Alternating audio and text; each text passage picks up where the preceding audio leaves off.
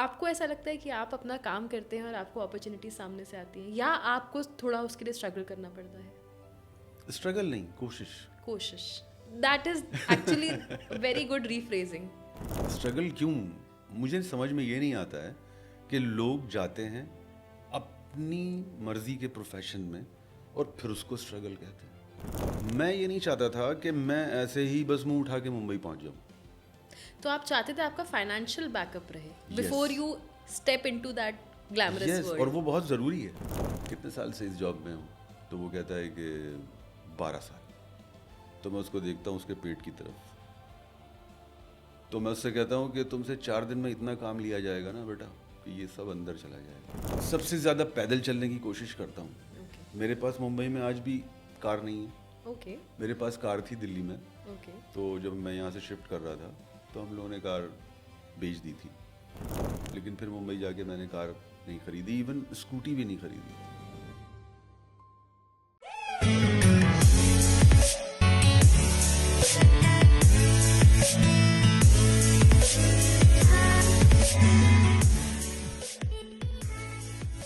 Hello and welcome to this new episode of Sawal that matters. Viewers, ऐसे आपको पता है कि हर वेडनेसडे रात को 9 बजे हम काफ़ी ऐसे सवालों के जवाब ढूंढते हैं जो शायद आपको ओपन फोरम में ना मिले, क्योंकि शायद वो आंसर्स लोगों को इंटरेस्ट ही नहीं करते या लोगों के दिमाग में ऐसे कोई सवाल ही नहीं आते। और साथ ही साथ हम ऐसे पॉडकास्ट भी लेकर आते हैं उन लोगों के साथ जिनका इनपुट आपकी लाइफ में बहुत ही वैल्यूएबल होता है। तो उसी कड़ी में आज I am delighted to be joined by a very well renowned actor. I should also refer to him as an artist, Saad Baba. He has worked in a number of films, as well as he has given a lot of time of his career to television serials, and currently is also working in the web series.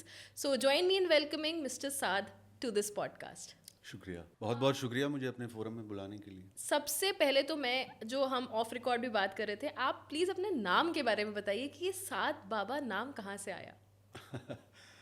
अच्छा, actually मेरा नाम, actual नाम काफ़ी लंबा है, तो थोड़ा सा टाइम लगता है बताने में, तो मुझे उसको शॉर्ट करना था। और फिर दूसरी बात ये थी कि मुझे अपने नाम से किसी भी रिलीजन को मतलब प्रेजेंट नहीं करना था। ओके तो इसलिए मैंने सोचा कि अब इसको मैं साद बाबा कर देता हूँ, जो एक कॉमन सा ही लगेगा सबके लिए। Okay, so that was the reason. आप मतलब रिलीजन की वजह से was that a major reason कि आप शिफ्ट हुए अपने नाम में? हाँ, मेजर रीज़न ही है ये, बिकॉज मैं बिल्कुल भी रिलीजियस नहीं हूँ। ओके, बट वही जो हम ऑफ रिकॉर्ड बात कर रहे थे, ये तो आयरनी हो गई। आपने तो साईं बाबा शो में, जो बेस्ट रनिंग शो था सोनी इंडिया का, उसमें आपने काम किया है, फिर वहाँ कैसे आपने परफॉर्म किया? हाँ, नहीं तो देखिए, एक कलाकार के लिए ये तो बहुत इजी होता है, वो कहीं भी किसी भी माहौल में ढल जाता है। और उसमें मेरा वैसे कोई स्पिरिचुअल कैरेक्टर नहीं था, उसमें मैंने एक पुलिस वाले का, एक बहुत ही स्ट्रिक्ट पुलिस वाले का किरदार निभाया था। मैं आपसे एक चीज़ और जानना चाहती हूँ। जब मैं आपके बारे में पढ़ रही थी, समझ रही थी, तो मुझे ये पता चला कि आपने मल्टीपल करियर्स में अपनी भूमिका निभाई है, काफ़ी करियर्स रहे हैं आपके, and finally you came back to acting. पहले तो आप अपनी जर्नी शेयर कीजिए, और फिर I am really interested to know कि आप इंडिया के बाहर भी रहे हैं, वहाँ की लाइफ को छोड़कर अब वापस इंडिया क्यों आए? देखिए, एक्टिंग तो मैं बचपन से ही करना चाहता था और करता भी था। जैसे स्कूल में होमवर्क नहीं किया, कोई बहाना बनाना है, तबीयत ख़राब होने का, पेट दर्द का, ये सब एक्टिंग, वैसे तो ये एक्टिंग सभी करते हैं, लेकिन मैं कुछ और ज़्यादा परफेक्शन से करता था, तो लोग मेरी बात पे जल्दी बिलीव कर लेते थे। स्कूल नहीं जाना है, बुखार का बहाना बनाना है मम्मी से पापा से, तो इस तरह के करते करते, और फिर वो बचपन से ही अमिताभ बच्चन जी की फिल्में देखनी और उन्हीं की तरह अपने आप को ढालना, तो ये तो मैंने डिसाइड कर ही लिया था कि एक्टिंग तो मुझे करनी ही है। लेकिन फिर मेरे डैड वो थोड़ा कंजर्वेटिव थे, तो ये उनसे ये कहने की हिम्मत नहीं होती थी कि मुझे फिल्मों में काम करना है। बचपन में तो घर में टीवी तक अलाउड नहीं था। ओह, पड़ोसी के घर में जाके संडे को फिल्म देखते थे हम लोग, ओके, या जो बुधवार को जो चित्रहार आता था, हाँ, वो हम लोग पड़ोसी के घर में देखते थे। तो बहुत मुश्किल से, बहुत ही रिक्वेस्ट करने के बाद डैड टीवी लेकर आए घर में, वो भी जब एशियन गेम्स हुए थे, ओके तब उनको ये लगा कि नहीं ये तो स्पोर्ट्स, वो बहुत ज़्यादा स्पोर्ट में उनकी बहुत दिलचस्पी थी, तो इस वजह से वो लेकर आए। खैर फिर वो धीरे धीरे फिर वो वीसीआर का ज़माना आया, हाँ। फिर सीडीज़ का ज़माना आया, और मेरा तो मेरी लाइफ में सिर्फ एक ही इंटरेस्ट था, फिल्म्स ओके देखना, फिल्म के बारे में बात करना और एक्टर बनना। ओके फिर स्टडी कंप्लीट की, फिर जॉब की दिल्ली में, फिर उसके बाद मैं अब्रॉड गया, वहाँ बिजनेस किया, लेकिन बस वो ये था कि अच्छा, और काम भी करना ज़रूरी था। काम करना ज़रूरी था बिकॉज मैं ये नहीं चाहता था कि मैं ऐसे ही बस मुंह उठा के मुंबई पहुँच जाऊँ। तो आप चाहते थे आपका फाइनेंशियल बैकअप रहे Yes. Before you step into that glamorous Yes, और वर्ल्ड। वो बहुत ज़रूरी है। मैं ऐसे बहुत से लोगों को देखता हूँ जो मुंह उठा के चले जाते हैं, और फिर वो अपना बैकअप लेके नहीं जाते, और फिर जब उस शहर में जाके उन्हें थोड़ी सी प्रॉब्लम्स होती हैं तो वो उस शहर को कोसते हैं हाँ कि मुंबई में तो ऐसा, और हम तो भूखे रहे, और हमने तो समोसा खाया, और हमने तो पाव रोटी खाई, और हम प्लेटफॉर्म पे सोए। तो क्यों सोए?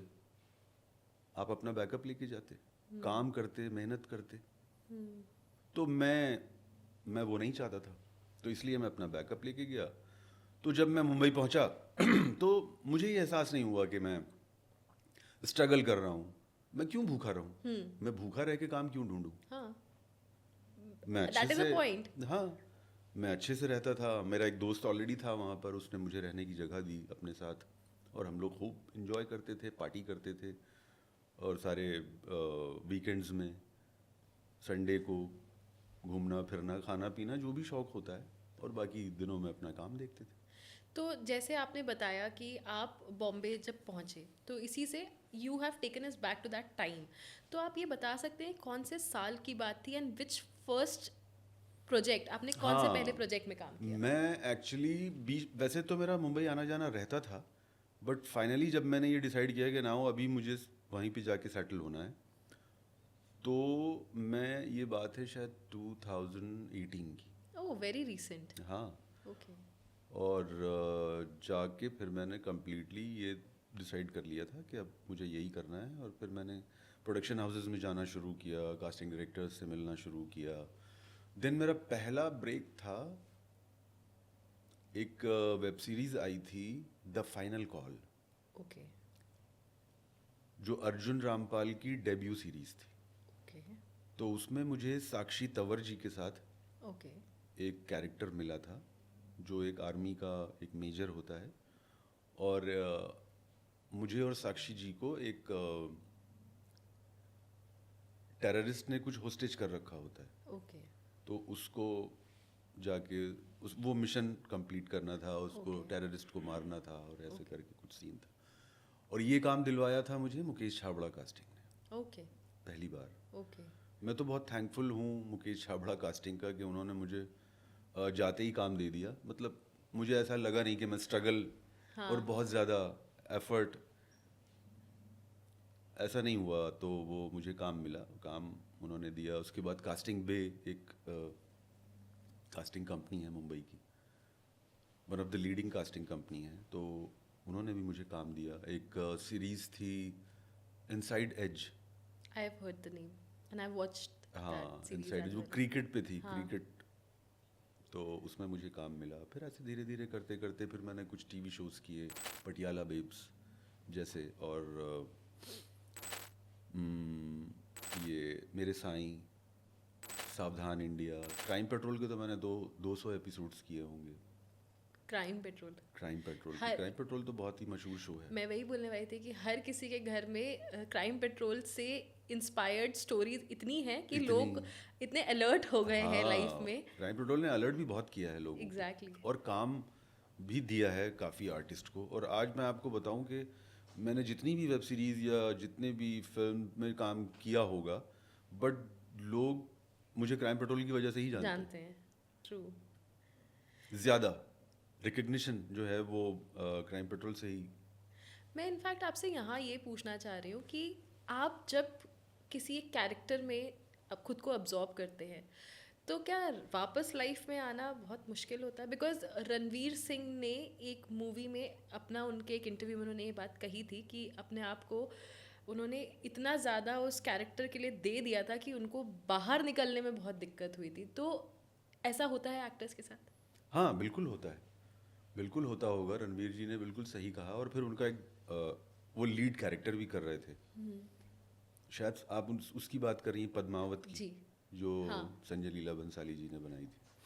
हाँ तो वो बिल्कुल सही कह रहे हैं। अभी इनफैक्ट मैंने भी जब अभी काम किया, एक सीरीज आई थी नेटफ्लिक्स पे, मंडला मर्डर, अब वो अभी भी स्ट्रीम हो रही है उस वो पे। अभी भी चल रही है। तो उसमें मैंने एक सीबीआई ऑफिसर का कैरेक्टर किया था, मलिक का, जो वानी कपूर के साथ एक केस को इन्वेस्टिगेट कर रहा है। दिल्ली से जाता है, एक जगह है चरंदाजपुर, वहाँ पे कुछ सीरियल किलिंग्स हो रही हैं। तो मैं काफ़ी दिनों तक, क्योंकि वो एक स्ट्रिक्ट और एक बहुत ही ऑनेस्ट टाइप का एक ऑफिसर है, और वो बहुत स्ट्रिक्ट रहता है, कम बोलता है, और वानी जी को हर तरह से हेल्प करता है उस केस में। तो ये तो फैक्ट है कि मैं वैसे ही इंसान हो जाता है। मैं भी काफ़ी स्ट्रिक्ट हो गया, फिर मुझे ध्यान आया, नहीं यार ये मैं क्या कर रहा हूँ, हाँ इतना स्ट्रिक्ट क्यों होना है। वो क्योंकि और वो कुछ सारी चीज़ें होती है ना, वो कैरेक्टर होता है, फिर उसका कुछ कपड़े और हाँ उनका मेकअप और वो उस टाइप का लुक, और ये सब चीज़ें आपको, और होना भी चाहिए। आप अगर कैरेक्टर में तो घुसना ही पड़ता है, कैरेक्टर में बिना घुसे कैसे आप अपने उसको जस्टिस कर पाएंगे अपने कैरेक्टर से। Very true. इनफैक्ट मैं आपसे यहाँ पे ये भी जानना चाहती हूँ कि क्योंकि आपने अभी मंडला सीरीज़ का नाम लिया which is streaming on Netflix, तो हम उसी से पिकअप करते हैं। कोई आपका ऐसा dialogue which is in your head and you have related so much to it कि आपको लगा कि नहीं ये लाइन तो मेरे साथ ही रहेगी? हाँ ये तो मंडला में ही हुआ मेरे साथ। एक्चुअली एक सीन था जहाँ पर हम लोग दिल्ली से जाते हैं, वो जो एक जगह है चरंदासपुर, तो वहाँ का जो लोकल एक कॉप होता है, वो कैरेक्टर भी मेरे एक दोस्त हैं शरद सोनू, उन्होंने किया, बहुत अच्छे अदाकार हैं वो। तो उनका वो जो, जैसे नॉर्मली यूपी पुलिस के जो कॉप्स होते हैं, तो वो हल्का सा उनका बैली बाहर होता है, और बहुत ही लेड बैक टाइप का उनका जो है वो होता है एटीट्यूड। तो वहाँ पर, तो जब वो सीन शूट हो रहा था, तो मेरे दिमाग में आया, मैंने कहा यार एक लाइन इसमें मैं ऐड करता हूँ। और मैंने, हमारे जो डायरेक्टर थे मिस्टर गोपी पूथरन, मैं उनके पास गया, मैंने कहा सर ये इस सीन में मैंने ये एक लाइन ऐड की है, मैं आपको बताऊँ? तो बोले हाँ बताओ। तो मैंने उनको बताया, तो कहने लगे यार ये तो अच्छा है। बोले चलो ठीक है, कर लेते हैं, अगर अच्छा लगेगा तो रखेंगे। मैंने कहा ठीक है कोई बात नहीं। फिर वो शूट हुआ, तो वो लाइन ये थी कि जब वो बहुत ही वो एक मजाकिया टाइप का पुलिस ऑफिसर था, जैसे एक बहुत ही चुलबुला। चुलबुले टाइप के नहीं होते हैं, हाँ जो अपने काम को बहुत ज़्यादा सीरियस नहीं लेते हैं। हाँ। तो मैं उससे पूछता हूँ कि ये बताओ तुम, आप प्लीज़ उस अंदाज में बताइए। अच्छा ठीक है, मैं ऐसे ही उससे पूछता हूँ, मैं कहता हूँ हाँ भाई कितने साल से इस जॉब में हो? तो वो कहता है कि 12 साल। तो मैं उसको देखता हूँ उसके पेट की तरफ, तो मैं उससे कहता हूँ कि तुमसे 4 दिन में इतना काम लिया जाएगा ना बेटा कि ये सब अंदर चला जाएगा। और फिर मैं ये कह के चला जाता हूँ। Very impactful line. और यहाँ हाँ से मेरे दिमाग में एक दूसरा क्वेश्चन ये आ गया है कि how important is fitness? Because see you are an actor, for you it is very important to stay fit, look good, because that's what you are doing, that's your profession. But apart from that आपको क्या लगता है fitness कितनी important है? बहुत ज़रूरी है। Government भी बहुत फोकस कर रही है। फिटनेस से इम्पोर्टेंट कोई चीज़ ही नहीं है। अगर आपको, मैं इसको इस तरह से कहूँगा, वैसे तो मैं रिलीजियस बिल्कुल भी नहीं हूँ, लेकिन अब मैं यहाँ पर रिलीजन को लाता हूँ कि जैसे हमारे जैसे अल्लाह हो गए, आपके भगवान हो गए, और उन्होंने आपको इस दुनिया में भेजा और ये शरीर दिया, ये जिस्म पूरा आपके लिए, इसको वर्शिप करना है। क्योंकि उन्होंने आपको, जो भी पावर है एक, जिसने भी ये दुनिया बनाई, इंसानों को बनाया, और उसने आपको यहाँ बनाकर भेज दिया, तो अब आपकी जिम्मेदारी है कि आप उसकी दी हुई चीज़ को संभालें, उसका ध्यान रखें, उसकी पूजा करें, और अपने शरीर का ध्यान रखें, और फिट रहें। फिट रहेंगे तो आप काफ़ी लंबा चल सकते हैं। यहाँ मैं आपसे भी ये समझना चाहती हूँ कि आप अपनी फिटनेस के लिए क्या करते हैं? मैं अपनी फिटनेस के लिए सबसे ज़्यादा पैदल चलने की कोशिश करता हूँ। ओके मेरे पास मुंबई में आज भी कार नहीं है। ओके मेरे पास कार थी दिल्ली में, ओके। तो जब मैं यहाँ से शिफ्ट कर रहा था तो हम लोगों ने कार बेच दी थी, लेकिन फिर मुंबई जाके मैंने कार नहीं खरीदी, इवन स्कूटी भी नहीं खरीदी। कभी कभी ध्यान में आता है ना कि आप चलो एक स्कूटी ले लो, छोटे मोटे काम कर लेंगे इधर उधर, नहीं, वो भी सब मैं पैदल ही करता हूँ। मुझे अगर ग्रोसरी जाना है लेने तो मैं पैदल जाऊँगा, पैदल आऊँगा। और मोस्टली काम मेरे घर से, मैं मुंबई में यारी रोड पे रहता हूँ। ओके। तो वहाँ से आराम नगर होगा, आराम नगर एक जगह है जहाँ पर ये सारे casting directors and production houses का ये पूरा एक हब है। वो सारी फिल्में वहीं से बनती हैं। Okay okay.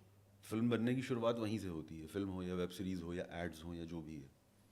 तो मैं मोस्टली ये कोशिश करता हूँ कि मैं पैदल जाऊँ, मैं पैदल मैक्सिमम चलने की कोशिश करता हूँ। मैं 3rd फ्लोर पे रहता हूँ, जबकि मेरे अपार्टमेंट में लिफ्ट है, मैं लिफ्ट यूज़ नहीं करता। सीढ़ी।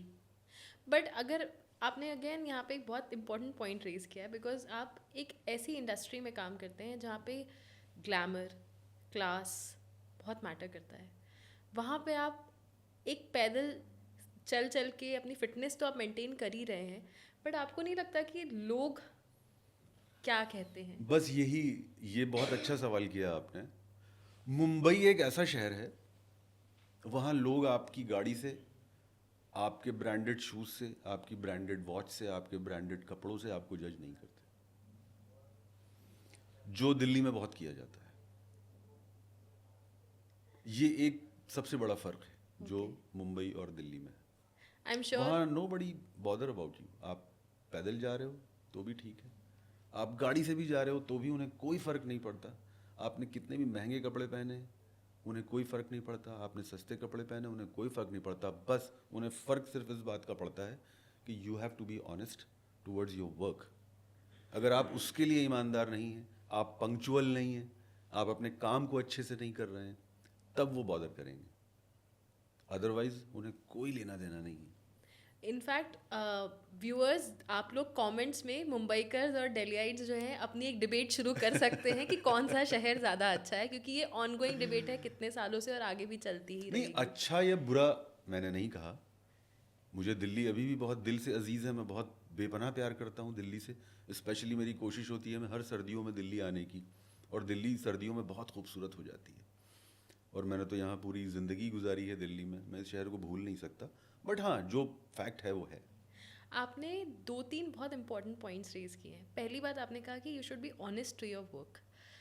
तो एज एन एक्टर मुझे लगता है कि हर प्रोफेशन में वैसे वो ज़रूरी है, but when it comes to your profession, discipline कितना इंपॉर्टेंट है लाइफ में? बहुत ज़रूरी है डिसिप्लिन। डिसिप्लिन ही इम्पॉर्टेंट है। डिसिप्लिन कैसे? आप कोई शूट कर रहे हैं, आपका कॉल टाइम आ गया रात में कि आपको सुबह 6 बजे सेट पे पहुंचना है, तो पहुंचना है। यही तो डिसिप्लिन है। अगर आपने लेट कर दिया तो वहां पर जितने भी लोग हैं वो सब डिस्टर्ब हो जाएंगे। Ripple effect. बहुत से लोग वहां पर डिस्टर्ब होंगे, आपकी वजह से सारा सिस्टम खराब होगा। तो इसलिए अगर वहां पर कोई प्रॉब्लम है, वो आपका लुकआउट नहीं है। आपको पंक्चुअल रहना है और डिसिप्लिन रहना है। और सेट पे भी डिसिप्लिन बहुत ज़रूरी है। बहुत से लोगों को मैं देखता हूँ कि वो सेट पे जाके रीले बनाने लग जाते हैं, वीडियो कॉल्स करने लग जाते हैं, फ़ोन साइलेंट नहीं करते। बेसिक। ये सब चीज़ें भी तो काउंट करती हैं ना, इसी को तो डिसिप्लिन कहते हैं। True. और आपको इसी को मेंटेन करना है। वो आपसे कुछ भी नहीं मांग रहे, वो चाह रहे हैं कि आप डिसिप्लिन रहो और अपना काम अच्छे से करो, दैट्स ऑल। जैसा आपने बताया, तो मुझे ऐसा लगता है आप ये कहना चाह रहे हैं कि नेकी कर दरिया में डाल। बिल्कुल। तो आपने कहा कि आप रिलीजियस नहीं है, बट आप क्या आप स्पिरिचुअल हैं? शायद स्पिरिचुअलिटी का कोई आकार तो होता नहीं। शायद मुझे ये लगता है कि अगर मैं एक अच्छे नागरिक की तरह, एक अच्छे शहरी की तरह अपनी ज़िंदगी गुजार रहा हूँ, और मेरी वजह से मैं इंडियन हूँ, और मेरी वजह से अगर दूसरा इंडियन को प्रॉब्लम नहीं हो रही है, उसे किसी तरह का कोई डिस्टर्बेंस नहीं हो रहा है, उसे कोई तकलीफ़ नहीं है, मुझे लगता है यही स्पिरिचुअलिटी है। इनफैक्ट अब हम आपके काम की तरफ आते हैं। आपने इतना बताया कि आपने टीवी सीरियल्स में एक्ट किया है, वेब सीरीज़ में किया है, मूवीज़ में किया है। तो आपके अपकमिंग प्रोजेक्ट्स क्या हैं? आप उनके बारे में अगर कुछ शेयर कर पाएँ हमारे हाँ साथ। हाँ बिल्कुल। मेरा अपकमिंग प्रोजेक्ट्स में तो एक अभी 23 जैन को ही एक फ़िल्म आ रही है, बॉर्डर 2। ओके। बॉर्डर 1 का तो आप लोगों ने सभी को हाँ। बहुत सुपर डुपर हिट थी वो, जी। उसका एक सॉन्ग भी बहुत मशहूर था, संदेश संदेश से से याद। आते हैं। हाँ, तो ये फिल्म बॉर्डर 2 है, बट इसमें कास्ट चेंज है। ओके। इसमें वरुण धवन है, ओके। इसमें अहान शेट्टी हैं, ओके। दिलजीत हैं, ओके। और सनी पाजी तो हैं ही, अल्लाह उन्हें सलामत रखे। तो आप लोग देखिएगा 23 जैन को। और ये एकदम सही टाइम पे आ रही है 26 जनवरी हाँ, से उसके पहले। बाद 26 जनवरी आ जाएगी। और मेरी एक और नेटफ्लिक्स की एक फिल्म है कानून, जो मैं ओके। सोनाक्षी सिन्हा के साथ कर रहा हूँ। मैंने उसमें एक लॉयर का कैरेक्टर किया है, ओके। थोड़ा सा नेगेटिव काइंड ऑफ लॉयर है। और एक अभी मैंने साइन की है एक फिल्म नवाजुद्दीन के साथ, ओके। ओके। जिसका शूट अभी दिसंबर में शुरू होगा। ओके। तो आपको ऐसा लगता है कि आपके, again I am going back to spirituality, कि अच्छे कर्म, it has nothing to do with spirituality, actually law of universe है। आपको ऐसा लगता है कि आप अपना काम करते हैं और आपको अपॉर्चुनिटी सामने से आती है, या आपको थोड़ा उसके लिए स्ट्रगल करना पड़ता है? स्ट्रगल नहीं, कोशिश। कोशिश, that is actually very good rephrasing. Struggle क्यों, मुझे समझ में ये नहीं आता है कि लोग जाते हैं अपनी मर्जी के प्रोफेशन में और फिर उसको स्ट्रगल कहते हैं। तो स्ट्रगल नहीं कहना चाहिए, आप अपनी मर्जी का काम कर रहे हो भाई, कोशिश करो। और कोशिश का ये होता है कि अभी जैसे मैंने बॉर्डर किया, बॉर्डर 2 किया, या कोई भी एक मैंने प्रोजेक्ट किया, मुझे वहाँ से ऑफर आया कि आपको ऐसे ऐसे ऑडिशन बनाना है, तो उस कैरेक्टर के लिए सिर्फ मैं ही नहीं हूँ, उस कैरेक्टर को करने के लिए 4 से 10 आर्टिस्ट और भी हैं। तो अब ये तो नहीं है ना कि सारा काम मुझे ही मिल जाएगा। अगर वो ऊपर जो भी है, जो भी यूनिवर्स को चला रहा है, वो जिसने मुझे काम दिया है, तो वो अदर्स को भी तो काम देगा ना, वो औरों को भी तो काम देगा। ये नहीं कि सारा काम मुझे ही मिल जाएगा। अगर मेरा कोई काम मुझे नहीं मिलता है, या मैं उसके लिए सिलेक्ट नहीं होता हूँ, मैं बिल्कुल भी दुखी नहीं होता हूँ। मुझे कोई भी ऐसी फीलिंग नहीं आती है कि मैं बहुत लो फील करूँ, मैं बहुत डाउन हो जाऊँ, मैं डिप्रेशन में चला जाऊँ। क्यों? क्योंकि वो काम उसी को मिला जो डिज़र्व करता था। ट्रू। तो आपकी लाइफ का कोई ऐसा मोमेंट जो हैप्पी भी कह सकते हैं, क्योंकि आप, मुझे आपसे बातचीत करके समझ में आया कि you are a very satisfied person in life. Exactly. जो मिला है ऊपर वाले ने दिया बस। है, I am happy with it, आगे भी वही देखेगा, वही चलाएगा। वही रहेगा। आपकी लाइफ का कोई ऐसा हैप्पी मोमेंट जो आपको लगता है कि आपने अभी तक की जो आपकी जर्नी रही है, उसका कोई आप हैप्पी मोमेंट हमारे साथ शेयर करना चाहेंगे? हाँ, क्यों नहीं, ज़रूर। वैसे तो कोई बहुत ज़्यादा एक्सट्रीम हैप्पी और एक्सट्रीम सैड मोमेंट होता नहीं है मेरी लाइफ में। आप बहुत न्यूट्रल हैं। मैं बहुत बहुत हद से ज़्यादा किसी भी चीज़ के लिए ना तो खुश होता हूँ, और ना तो बहुत हद से ज़्यादा दुखी होता हूँ, क्योंकि ये सब तो होना ही था। तो हाँ, अच्छा, मेरा वो जो हैप्पी मोमेंट है वो भी फिल्म से ही रिलेटेड है।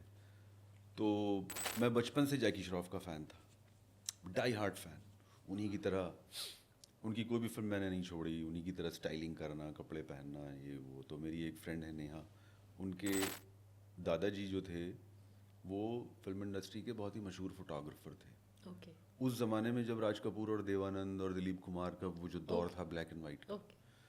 तो वो उस ज़माने में फिल्मों में स्टिल फोटोग्राफी करते थे। तो वो तो अब रहे नहीं इस दुनिया में। तो नेहा ने उनकी एक पिक्चर्स की एक एग्जीबिशन लगाई, और उसमें 2 सेलिब्रिटी इनवाइटेड थे, एक अजय देवगन और एक जैकी श्रॉफ। तो मैं पहुंच गया डे 1, जिस दिन इनाग्रेशन था। तो उस दिन जैकी श्रॉफ किसी वजह से नहीं आ पाए, तो उस दिन अजय देवगन आए और भी बहुत सारे सेलिब्रिटी थे। खैर, तो मैं बहुत दुखी हुआ, मैंने कहा यार जैकी दादा आते तो मैं मिल लेता।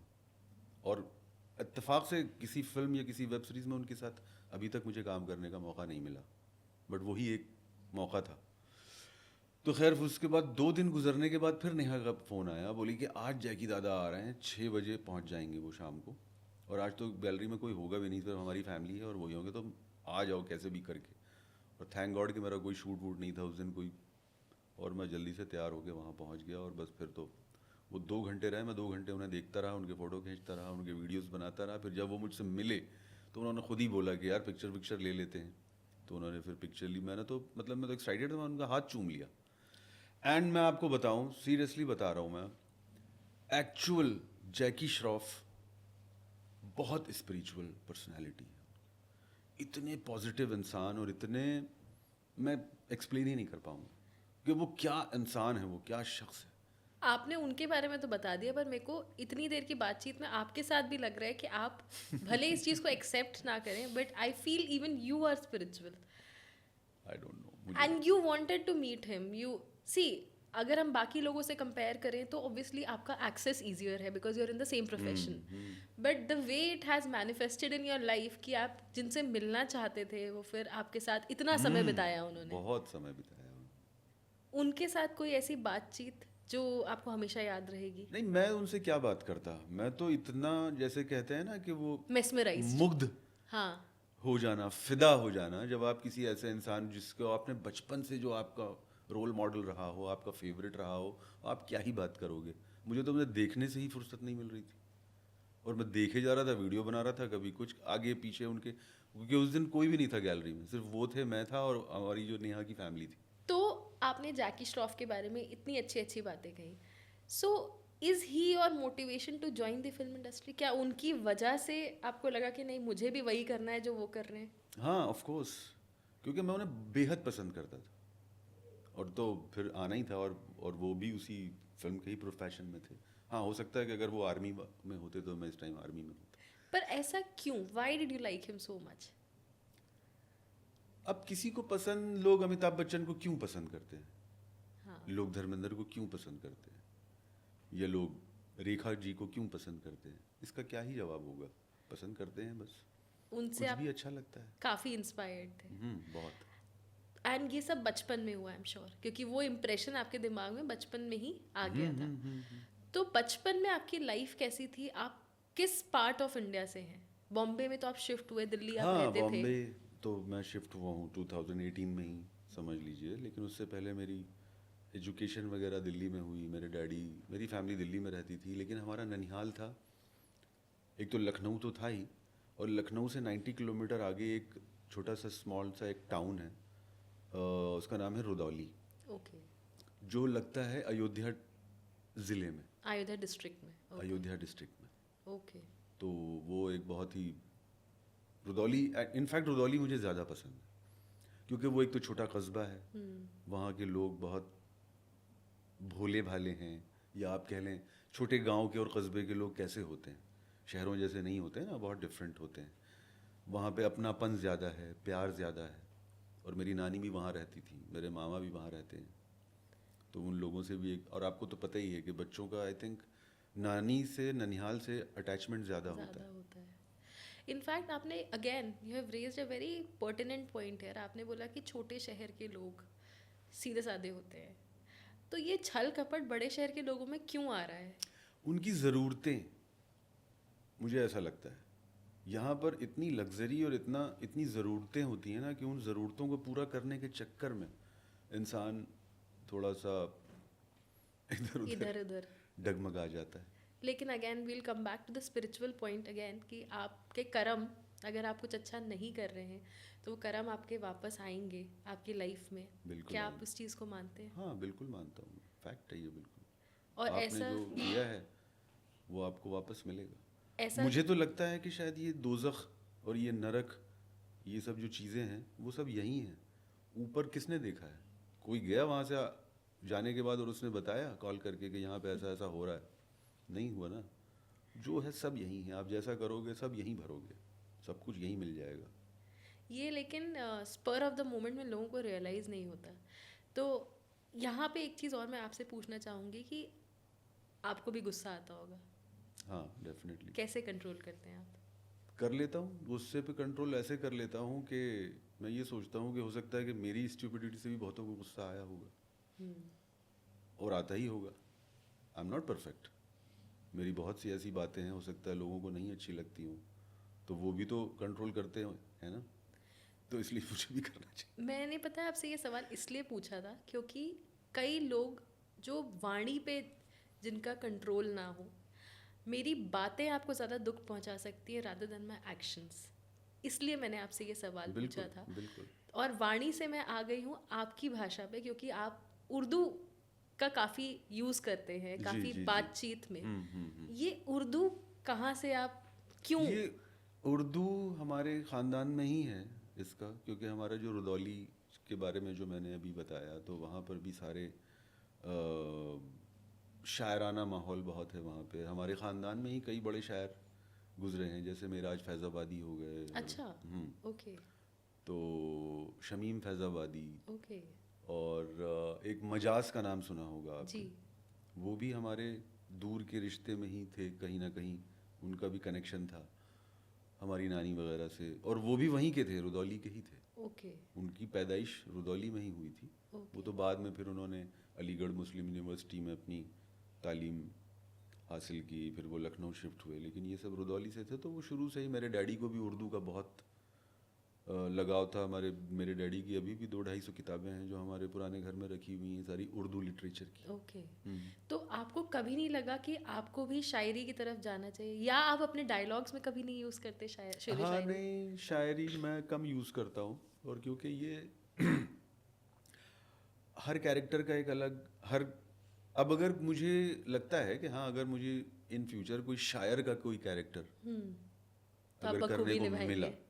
तो मैं उसमें ज़रूर कुछ ना कुछ अपना कुछ ऐड करूँगा, बहुत सारी चीज़। आपने कभी भी 2 लाइनें 4 लाइनें कुछ लिखी हैं? शायद लिखी है मैंने, पर वो अभी तो मुझे याद नहीं है। मैंने कहीं लिख के रखा है कुछ, तो बीच बीच में मैं कोशिश करता रहता हूँ लिखने की। हाँ, मैंने लॉकडाउन में, जब फर्स्ट लॉकडाउन हुआ था, तब मैंने काफ़ी कुछ लिखा था। मैंने एक दो स्टोरीज भी लिखी थी। आपसे मैं एक चीज़ और समझना चाहूँगी, क्योंकि आप खुद ही इतने पॉजिटिव हैं, बट स्टिल सबकी लाइफ में अप्स एंड डाउन्स, लोज आते हैं, और जैसा प्रोफेशन आपका है, तो काफ़ी ऐसे भी मोमेंट्स आए होंगे जो आपको लगा कि ठीक है, दिस विल पास, बट अभी तो ये झेलना ही पड़ेगा। तो कोई ऐसा मोमेंट जो आप हमारे साथ शेयर कर सकते हैं, how did you deal with it? मुझे लगता है कि सबसे हॉरिबल मोमेंट वही था जब फर्स्ट लॉकडाउन था, काम नहीं था, और काफ़ी लंबा टाइम था, 1-1.5 साल लगभग। और उसमें बहुत बहुत लोगों ने सफ़र किया है, मैंने भी किया है, और बहुत से एक्टर्स ने किया है। तो मुझे लगता है वही था एक मुश्किल वक्त, जो, क्योंकि जब वो शुरू हुआ था तब तो ऐसा लग रहा था कि फ्यूचर बहुत डार्क है, या आगे क्या होगा। मतलब कोई भी प्रेडिक्ट नहीं कर सकता था कि क्या होगा, ये वायरस कब तक रहेगा। और लेकिन फिर धीरे धीरे सब चीज़ें नॉर्मल होती चली गई, बट वो फेज़ बहुत बहुत मुश्किल था। इनफैक्ट आपसे मैं एक चीज़ और समझना चाहती हूँ कि जिस प्रोफेशन में आप हैं वहाँ पे हमने काफ़ी लोगों का नाम नहीं लूँगी, काफ़ी people are suffering from mental health issues, and then they are towards ending their own life. तो डिप्रेशन से डील करना या मेंटल हेल्थ के बारे में आपके क्या विचार हैं? देखिए, अब मैं इस पे क्या ही विचार रखूँगा। मैंने पहले ही आपको बोला कि जब आप बहुत ज़्यादा किसी भी रिश्ते से, किसी भी ऑर्गेनाइजेशन से, या अपने ख़ुद के प्रोफेशन से, जब आप बहुत ज़्यादा एक्सपेक्टेशंस लगा बैठते हैं, और Obsession. वो एक्सपेक्टेशंस जब फुलफ़िल नहीं हो पाती हैं, तब आप जाते हैं। तो आप शुरुआत में ही ऐसा करो ना, या किसी भी रिश्ते से ही, किसी भी चीज़ से इतना एक्सपेक्ट ही क्यों कर रहे हो यार आप, क्यों? तो फिर दुख तो होगा ही, अगर वो चीज़ें आपके मन के मुताबिक अगर आपको नहीं मिल पाती हैं। कोई भी रिश्ता हो, कोई दोस्त का ही है, या गर्लफ्रेंड का है, या वाइफ का है, आप जब बेपनाह आप सोचोगे कि बस इनकमिंग हो, भाई उस आउटगोइंग भी तो कुछ तो दो भाई है। जब आप कुछ दोगे जब ही तो मिलेगा। तो आपकी लाइफ में ये मैच्योरिटी आप शुरू से थी, या? शायद बहुत जल्दी ये मैच्योरिटी आ गई थी। ओके, बहुत जल्दी ये मैच्योरिटी आ गई थी, और इस मैच्योरिटी को देने वाले भी मेरे फादर ही थे। मैं वही पूछने वाली थी कि आपकी फैमिली में ऐसे आपकी एक स्ट्रॉन्ग, पेरेंट्स हर किसी की बैकबोन होते हैं, बट आप किसी एक पेरेंट से या अपने किसी सिबलिंग से बहुत क्लोज होते हैं, या फिर एक्सटेंडेड फैमिली में, तो आपकी फैमिली में कौन सा ऐसा फिगर है जो आपको बहुत ही सपोर्टिव और बैकबोन फिगर? मेरी बड़ी बहन, वो मेरी बैकबोन है, और मुझे बहुत सपोर्ट करती है, मतलब वो हर चीज़ में सपोर्ट करती है। जब मैंने ये डिसीजन लिया था कि मुझे एक्टिंग करनी है, तो तब भी उसने बोला था कि हाँ बिल्कुल करो, कोई ऐसा ना हो ना कि तुम बाद में फिर बोलो कि मैंने नहीं किया। दिल में इच्छा नहीं रहनी चाहिए। नहीं रहनी चाहिए। तो वो हर जगह सपोर्ट करती है, और वो सभी अपने, वो ऐसी है कि वो सभी को सपोर्ट करती है, अपने बच्चों को भी, अपने हस्बैंड को भी, मुझे भी। और ये वाली जो अभी जो बात थी ना कि वो बहुत ज़्यादा किसी से एक्सपेक्ट नहीं करना है, ये वाली फीलिंग मेरे वालिद, मेरे डैड ने ही दी थी। ये फीलिंग बहुत पहले, शायद मैं उनकी गोद में खेल रहा था या उनके कंधे पे पीछे से चढ़ा हुआ था, तो उन्होंने मुझे कहा था कि तुम्हें जो भी करना है खुद ही करना है आगे, मतलब मैं बहुत कुछ तुम्हारे लिए करके नहीं जाऊंगा। ओके, एंड ये किस एज की बात है? बहुत छोटा था मैं, एक उस एज में जब बच्चा अपने बाप के कंधे पे उछल कूद करता है। आपको उस समय ये बात समझ में आ गई? ओके, तो ये तो फिर वो मुझे इको करती रही नहीं, वो बात, उनका वो डायलॉग मुझे इको करता रहा। तो उन्होंने आपको बचपन में ही प्रिपेयर कर दिया था to be independent, yes, and to be strong, emotionally as well as financially. Yes. आपको क्या लगता है इमोशनल इंडिपेंडेंस कितनी ज़रूरी है आज की लाइफ में? बहुत ज़रूरी है। वो तो आपके ही ऊपर डिपेंड करता है कि आप कैसे अपने आप को स्ट्रांग बनाते हो इमोशनली। इसमें कोई दूसरा नहीं आएगा। ये यही एग्जैक्टली कि जो आपने कहा एक्सपेक्टेशंस नहीं रखनी है, बट देन ये जो लूप है, चाहे वो पेरेंट्स के साथ हो, स्पाउस के साथ हो, बच्चों के साथ हो, भाई बहन के साथ हो, वो लूप तोड़ना बहुत मुश्किल होता है। वहाँ पे क्योंकि ये एपिसोड बहुत नए व्यूअर्स देखेंगे, ऐसे भी व्यूअर्स देखेंगे जो एक ऐसी एज में है जहाँ पे इन्फैचुएशन, क्रश, बहुत कुछ होता है, उनको आप क्या मैसेज देना चाहेंगे? देखिए, पहली बात तो मैं मैसेज देना नहीं चाहता हूँ कुछ, बिकॉज आजकल इतना मैसेज है, इतने बाबा, इतने स्पिरिचुअल गुरु। आपका तो नाम ही बाबा है। हाँ, इसीलिए तो, नहीं तो मैं भी उसी कैटेगरी में आ जाऊंगा। और मैं कोई मैसेज देना नहीं चाहता हूँ किसी को भी, क्योंकि आजकल मैसेज बट रहे हैं, ज्ञान बट रहा है सोशल मीडिया पे, हर जगह ज्ञान बट रहा है। मेरे ज्ञान बांटने से कुछ भी होने वाला नहीं, तो इसलिए मैं बिल्कुल कूल रहना चाहता हूँ, मुझे कोई मैसेज किसी को कुछ नहीं देना है। This is a true gem, and I am sure जितना इन्जॉय मैंने आपके साथ इस पॉडकास्ट में किया है, वो व्यूअर्स भी आपकी बातें सुनकर, क्योंकि आपका पूरा पॉडकास्ट ही मैसेज है। जिस तरीके से आपने बताया इमोशनल इंडिपेंडेंस या एक्सपेक्टेशंस नहीं रखनी, अच्छे काम करने, जो पता सबको है करता कोई नहीं है, कोई नहीं करता। तो इन सारे इनसाइट्स के लिए, इतनी वैल्यूएबल बातों के लिए, I am really grateful to you and thank you so much for sparing your valuable time. मुझे भी बहुत अच्छा लगा, आपके सवाल बहुत अच्छे थे, और बहुत अच्छा लगा आपसे बात करके। मुझे भी, थैंक यू सो मच। शुक्रिया।